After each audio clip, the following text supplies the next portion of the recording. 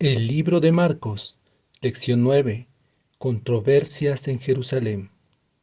Y cuando estén orando, si tienen algo contra alguien, perdónenlo, para que su Padre que esté en los cielos perdone también sus ofensas.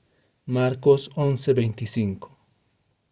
El día de ayer vimos un grupo de líderes religiosos tratando de entrampar a Jesús sin ningún éxito, pero no se dieron por vencidos y mandaron otros grupos con sus propias dudas para hacer caer a Jesús. El día de hoy veremos cómo es que Jesús responde a estas preguntas mientras nos enseña deberes terrenales y resultados celestiales. Los primeros en venir son los fariseos y los herodianos. Los herodianos eran un grupo de judíos simpatizantes con el gobierno de Herodes, el actual rey. Lo más lógico es que fueran asiduos defensores de las normas y leyes políticas y gubernamentales sobre el pueblo. Es por eso que la primera pregunta de estos grupos es sobre el tributo a César. Literalmente preguntan: ¿daremos o no daremos? Con esas dos opciones Jesús no tenía cómo ganar. Si respondía que den, los fariseos lo tacharían de cobarde y de traición al pueblo.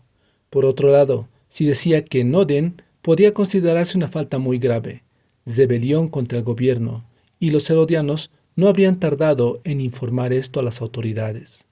La trampa parece infalible, pero con gran maestría Jesús responde de una manera inesperada y perfecta. Dad al César lo que es del César, y a Dios lo que es de Dios. La respuesta está relacionada con la imagen y con un gran principio. El gobierno bajo el cual estaban pedía algo que era suyo, pero Dios, que es gobernante del mundo y creador de todo, también exige algo que es suyo, aquellos que fueron hechos a su imagen. El siguiente grupo en venir fueron los saduceos, que era un grupo de judíos elitistas. Al igual que los demás, ellos creían en la Torá, los primeros 5 libros de la Biblia. Pero a diferencia de los otros grupos, como los fariseos, los saduceos creían en la Torá solo de forma escrita, sin tradiciones ni inclusiones orales de ningún tipo. Una de estas cosas que ellos consideraban inclusión era la resurrección. En su defensa podríamos decir que en el Pentateuco no se habla directamente de la resurrección. Es más, la palabra resurrección no aparece en ninguna parte en el Antiguo Testamento, con excepción de 3 versos en Oseas y en Isaías. La esperanza de la resurrección era algo velado en el Antiguo Testamento, pero el conocimiento de ella fue creciendo con el tiempo. Esto explica por qué los saduceos no creían en la resurrección. Los saduceos presentan a Jesús un caso seguramente hipotético, en el que 7 hermanos se casaron con una mujer sucesivamente después de fallecer uno tras el otro. Al final, la mujer también fallece. Esta era una norma considerada en Deuteronomio para conservar descendencia a un pariente fallecido. Puedo imaginarme que esta no era la primera vez que se presentaba este caso en un debate. Es más, supongo que con este caso ganaron muchos debates para desacreditar la resurrección en el tiempo de Jesús. Puesto que la pregunta es, ¿cuándo resuciten? En el sentido de, si es que hay resurrección, ¿de cuál de ellos será la mujer?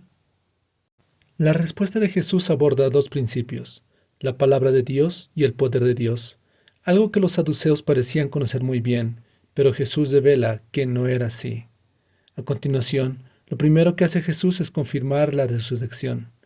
Al negar la resurrección, los saduceos estaban negando el poder de Dios, y eso era lo primero que ellos tenían que reconocer. Pero Jesús no los dejó allí, sino que los respondió con aquello que ellos supuestamente conocían muy bien. Los refiere a Éxodo 3:6, donde Dios mismo dice que es Dios de Abraham, Isaac y Jacob. Entonces Jesús afirma: Dios no es Dios de muertos, sino de vivos, reafirmando así que aunque los siervos de Dios hayan muerto, un día resucitarán. Mira bien esto. Los líderes religiosos parecían estar bien versados en la palabra de Dios, pero una cosa es conocer la palabra de Dios y otra es conocer al Dios de la palabra. Es muy importante y necesario conocer la Biblia y la ley, pero ella por sí sola no puede dar la comunión que solo tendremos cuando andemos como Él anduvo.